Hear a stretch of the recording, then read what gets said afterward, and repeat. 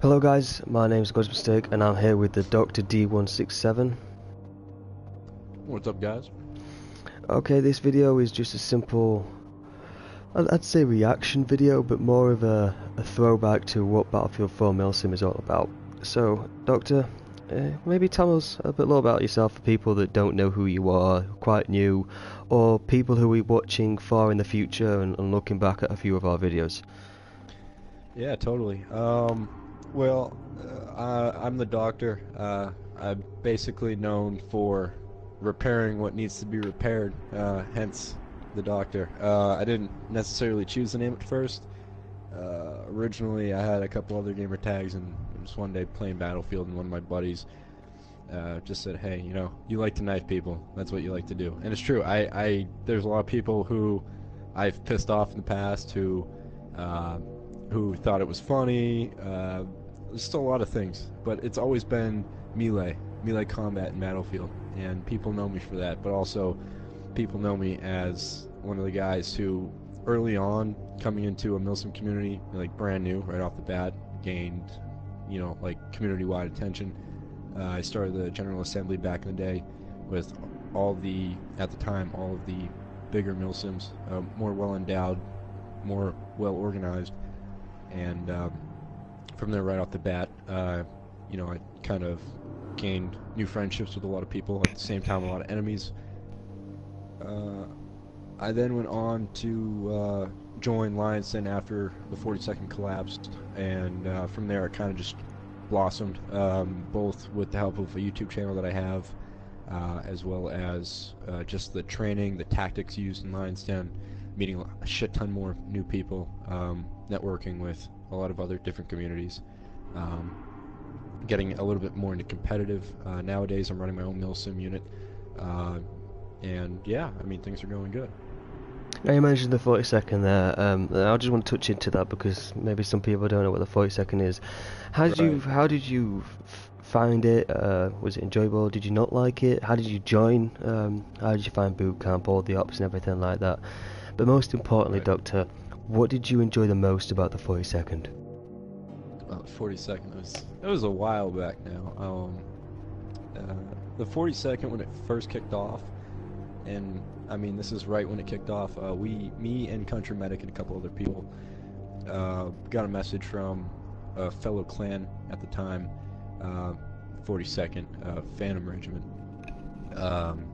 They were asking to see if we wanted to merge with them, considering our size and just the simple fact that we weren't as well organized or prepared. Granted, we did have the 1st platoon, which was our main fighting corps at the time, under my control, which at the time, relinquishing a 2nd command structure to go and become like a 5th or 6th command in the 42nd was like, but at the end of the day, I was still in charge of their main fighting force, and I kept the organization to a maximum, and while I wasn't in charge of recruiting and stuff, or running boot camps, I was always involved in operations, creating operations, making sure that everyone's up to code.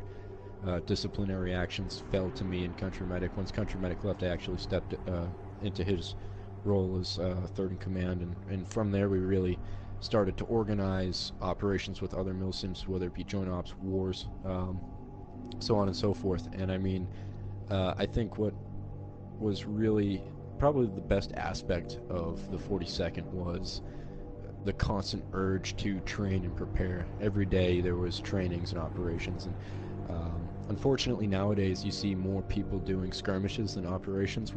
Back in the 42nd, we had legitimate operations where we had objectives, we had teams, Op 4, Blue 4, and generally speaking there was always a story or a plot to each operation, and it really spiced things up, kept everyone alive. Definitely a shit ton of discipline, if I could ever recall. Those were definitely the best moments in the 42nd, hands down. Who led the 42nd? What was their main goal of success? What was it all about? So the leader of the 42nd was Irish Army, um, and numeric behind his, I think it was 95 maybe. Um, but Irish Army was originally the guy who had reached out to us, if I can remember correctly, and he was the guy who told Death Watch to merge with the 42nd. And ultimately, at first he was a great guy. We had amazing ops. He actually was the reason why I decided to make YouTube kind of like a main thing for myself. I remember watching one of his videos on one of the operations that we did, training ops really, on Silk Road, and it was beautifully conducted. It looked very much hyping. Everyone was alive and well. The communications were key. They were beautiful, and just that idea of like, wow, I'm a part of that, really kind of sparked it all in terms of YouTube. But at first, he was a great leader, great direction, good sense of humor. At the same time, he was well disciplined, well maintained, and he always made sure that people were able to say what they had to say, and if it was justified, then you're in the green. If it wasn't justified, then you're going to answer for it. But towards the end of it, activity really started spiking with him, and I think that's what hurt us the most, is that he would come off at odd. Oh, excuse me, and he would ultimately come back without being debriefed or briefed on the situation that he's walking back into for me and T-Man, who was the second in command. And ultimately his decisions were biased to what he knew before he left, minus the fact that some of these little trips or outings would last a week, 2 weeks, maybe as small as a couple of days. But at the end of the day, it's like things change overnight sometimes in this community, and he wasn't catching on to it. And ultimately that's what led to kind of like the collapse of the discipline and the organization. But overall, he was a great guy. It's just I think that he lacked as a leader toward the end of his rule over the 42nd, really. That's really interesting, dog. So back to day one. You got your PlayStation. You've got Battlefield 4, and the first few days. Were you part of a milsim on Battlefield 3, or was it a Battlefield 4 thing that hit home? Yeah, so like, how did it all start? That's a good question. It's fair. Originally, I knew what milsim was. I've been on milsim on PC for Arma. I used to run in Project Reality for Battlefield 2, which was fantastic. So definitely had those elements coming in. I already kind of knew what milsim was. I had a very good feeling about this, and kind of trying it out on console. It was kind of like, well, no team speak. Your lobbies are going to be a lot smaller, and just the idea that you're going to be very limited in content, whereas mods on PC would allow you to utilize so much more, especially with games like Arma, whether it's Arma 2, Arma 3, and so on. But I originally, before this, I should say before I jumped onto Battlefield 4 milsim, I actually was involved with a very large Elder Scrolls Online clan, or guild as they call them, and we reached probably closer to 1,000 people, to the point where we had our own lucrative income sources coming in. We were running markets with other top-notch guilds. We were basically dominating on campaign for Hestra. For those of you who are ESO fans, Hestra was our main campaigning source, and also income, as well as bonuses and perks. And that back then, it was like we basically ran that ESO guild like a milsim. The ranks were U.S. Army Standard, U.S. Marine Standard, and we basically incorporated the idea of running it like a milsim. Me and a couple other people who now I don't really talk to anymore, just because of family or other priorities that has stepped in the way of gaming, which is totally understandable. But one day, a buddy of mine, shout out to Vicious Saphira if you're ever getting around to watching this, he actually one day invited me over to a boot camp, and at first I was like, you know what, I'm fine. And as stupid as this sounds, and Mando, if you ever get around to watching this, I blame you, Mando. I do blame you. And for those of you who don't realize, Mando used to be one of my top officers in Endo Pact, which is the guild on ESO. He was originally the one who, you know, I used to pop in and out of Battlefield for whenever I got a little tired of ESO, and anytime I was on, I'd play with Mando or Vicious, and Mando at the time was part of the 6th, if you remember that Gods is 6th. I don't know if they're around today anymore. So I joined in on a private server through Battlelog, and didn't know what the hell was going on. Milsim server. There was no description of it, no nothing. Like, I just thought, oh, they're probably just torsing around playing some sort of like Michael Myers game mode or some sort of, you know, wacky private game mode. And I was like, sure, I'll join, you know, kill time. And I joined, and here they are all lined up, you know, knives out. They got one guy yelling at them through team, like the game chat, and I'm sitting there going, oh my god, you gotta be kidding me. Like, what the fuck am I walking into? And we come to find out it was a boot camp, and Mando said, yeah, joining a milsim. I was like, oh, milsim on console, okay. At first I thought it was a joke, to be honest with you. I really did. And I thought, you know, content's lackluster, it's concentrated, it's contained, so it might last, but not for long. Come to find out I was extremely wrong about that. And next thing you know, Vicious had offered again for me and him to join a recruiting server for Wolf Para. Come to find out, here we were in a boot camp, me and him, on Zavat 311, long before the night shift, long before the DLCs came out, last early August. And it was probably, at first it was funny, because it kind of brought us back to those days on PC.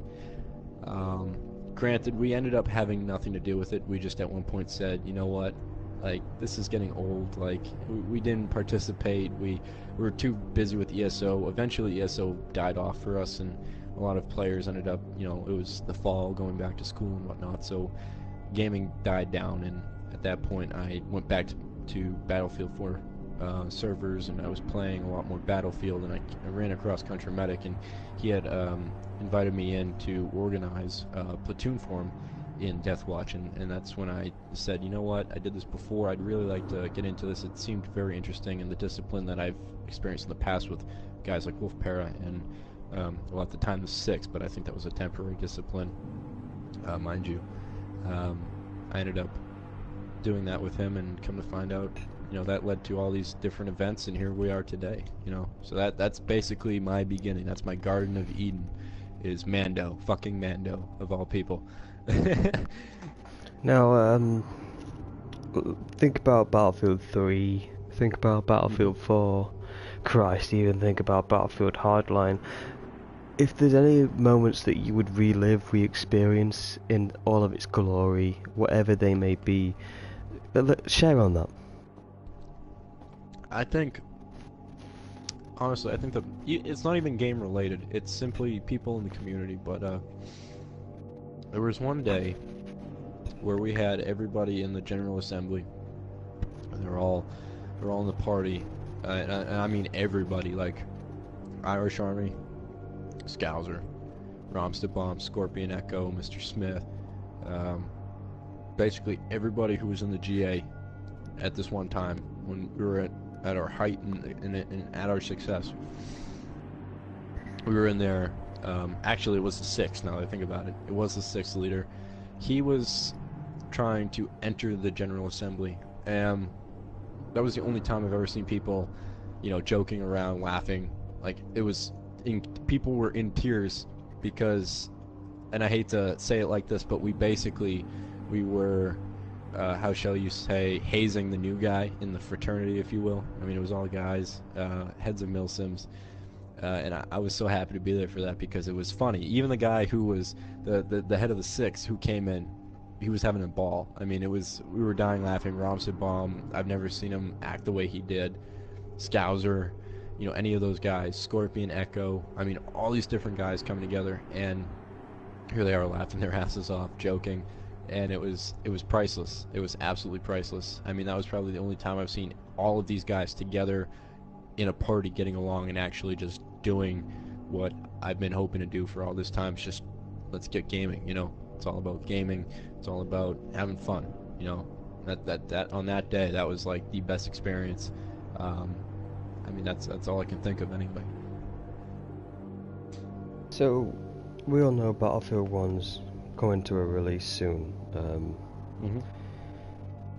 Have you got any expectations or how you'd see Milsim take part in such a game where World War One is based?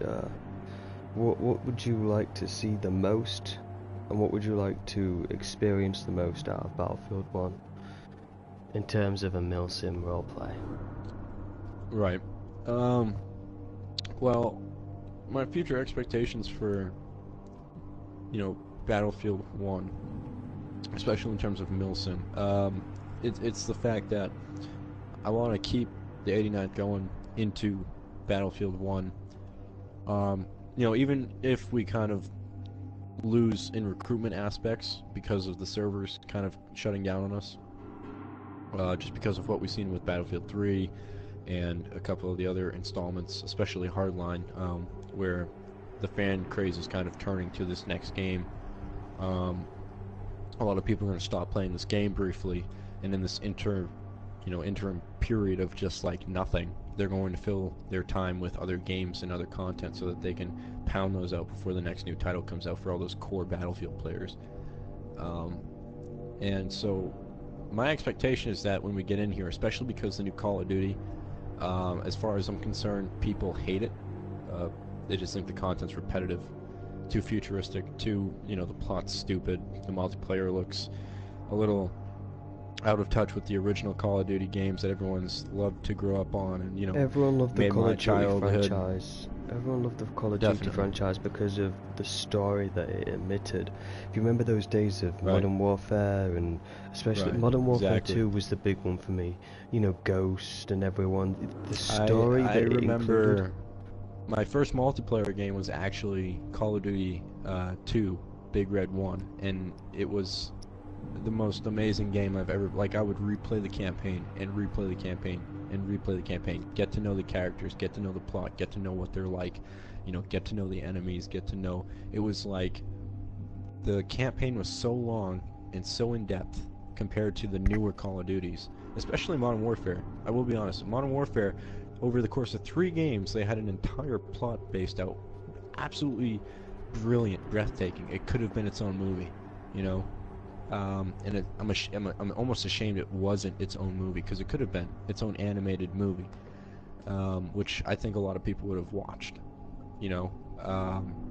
But Battlefield 2, Big Red 1, that was, and it's a shame that nowadays Call of Duty players, and these are genuine Call of Duty players too, they're all saying, you know what, I like this new Battlefield coming out. This new Battlefield looks more legit than Call of Duty. So what I'm anticipating, at least, to kind of get back to things, is that more players will be switching from Call of Duty to Battlefield. Ultimately, like the COD versus Battlefield mindset among these two giant communities is, it's going to shift more to one side. All these people from this certain generation are going to come over and join the core Battlefield players. You know, people in the Milsim community are core. People who are in the competitive are core. You're going to have much more people coming in, and this influx is actually going to cause recruitment to increase. And I think that if we can play our cards right, we can, you know, have all these different Milsims here. You know, maybe weed out the ones that are either lacklustering in discipline or certain organizations, or maybe they're not even following suit with what Milsim really should be. I mean, you can go and look it up, what a Milsim really should be. There's actual, like, even whether it's real life Milsim for war games on military rule books, whether it's airsoft paintball, whether it's video games. I mean, there's still a certain core set of laws or codes that people follow in Milsim, and we got to emphasize that if you want to be a Milsim, you got to follow this, you know. The definition of At the same Milsim is an Right. abbreviation of military simulation, and refers to a Exactly. military simulations conducted by civilians for entertainment purposes. I mean, there's several forms of Milsim, like airsoft games, paintball games, and video games simulating military scenarios and tactics, but when it comes down to it, it's always the player that makes Milsim, nothing else. Right. Basically, what I'm trying to say is that Well, it is a player that what we still have from past milsim groups, games, people, milsim players, is a legacy to uphold. The art style of competitive gaming in itself, there's still a core to it. You know, there's still team structure. There's still a way that you would go about training. You know, the same aspects go about in milsim. It's still the same way that you would go about training. There's still the same amount of structure. The ranking might be different depending on the unit or the faction or the nationality or the military branch, or you know, whatever it is that you're modeling yourself after as a unit. There's still the aspect that this is a unit. There's cohesion, there's discipline, there's organization, and that's always going to carry over in any type of milsim category, whether it's gaming, real life. You know, I can't even think of any other type of milsim off the bat like that, but you know what I mean. Like it's a certain standards of like no duh moments, no duh codes, no duh how to handle a milsim properly. Hopefully my expectations are also that we'll see new milsims pop up. You know, granted, I would like to see the community grow, just not as fast as we're seeing it, because right now we have milsims coming in and out. You know, some of them are lasting a week, some of them are lasting a month, some of them are lasting a couple of weeks, some are lasting like a day. Communities are coming up, boom, gone. Communities are coming up again, boom, gone. They're not there's nothing permanent. Units are permanent. There's a couple units like Lion's Den, other units like you know, Odin, for example, long term, or SAS long term, no longer. You know, I don't know what happened. I mean, there's a long, confusing plot behind it, possibly, and I might not know all the details, but you know, you got some people like Lion's Den, for example, which, you know, shout out to Lion's Den and everybody. What's up, guys? Long-standing milsim, still keeps the same amount of discipline. You know, sure, there's a power shift, and there's different players who come in and out, whether it's on the lower ranking spectrum or the officer and general ranking spectrum. It's still there, you know, still there. New guys reset after a while. New guys reset, but it's working, you know. And I hope that we can have these same milsims. Granted, there are others come into Battlefield 1 with the same mentality that we're gonna be here for this. Alright, Doc.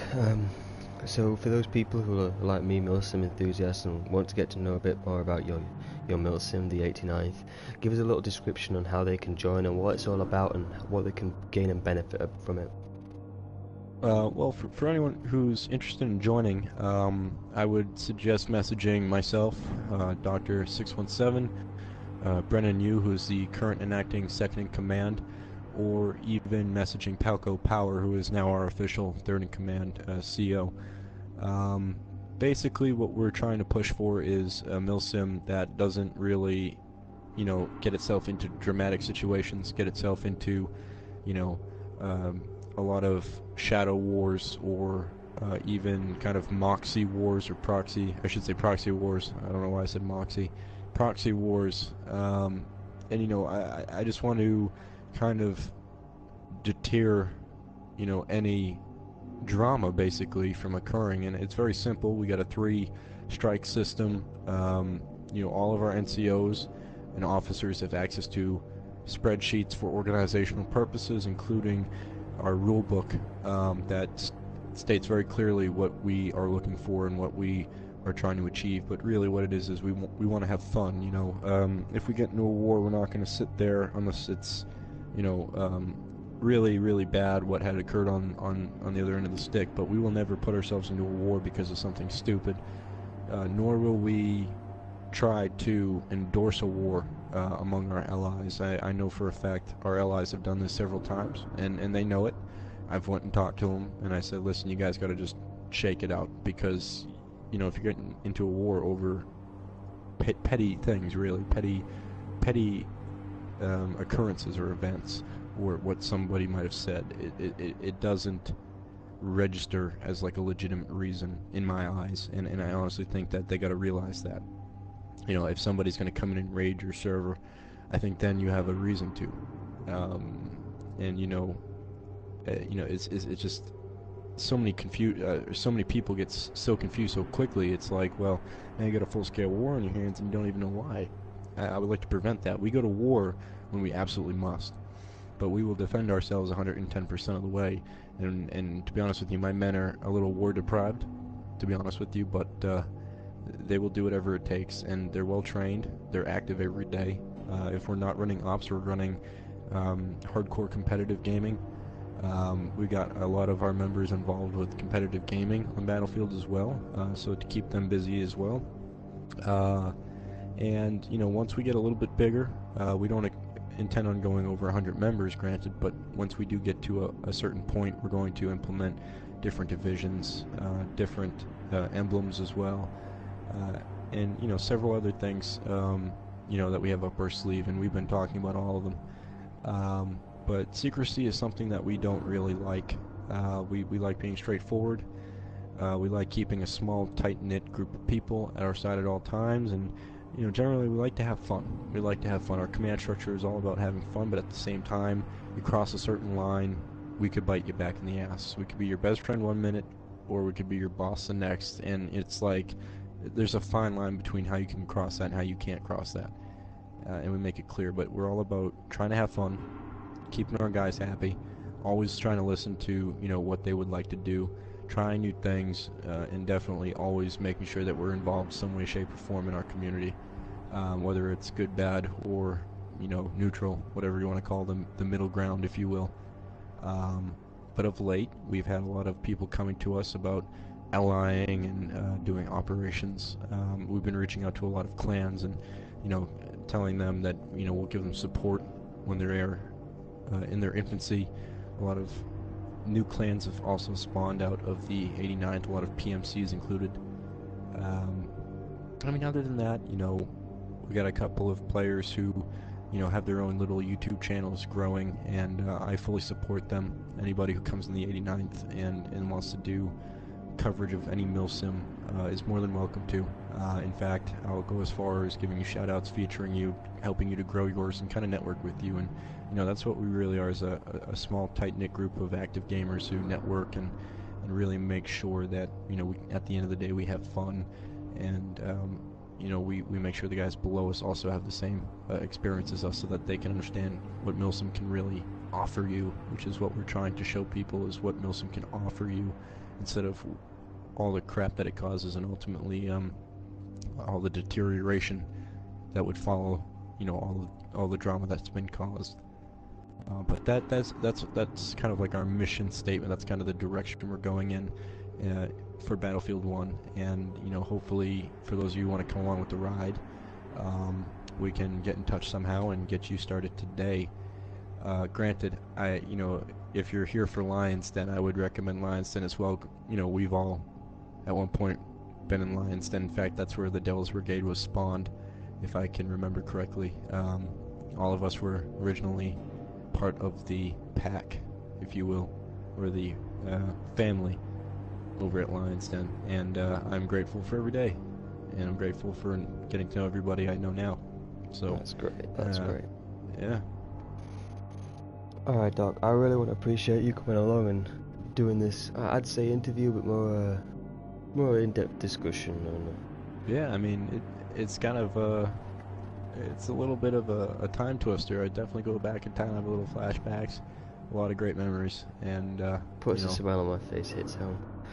Alright guys, yeah. Doctor's link to his channel will be down in the description. Lion's Den website will also be down there. Any questions, please contact God's Mistake 313 on the PlayStation system, or my email. Either is fine. I want to thank you for watching, and over and out. 'Cause I won't know the man that kills me, and I don't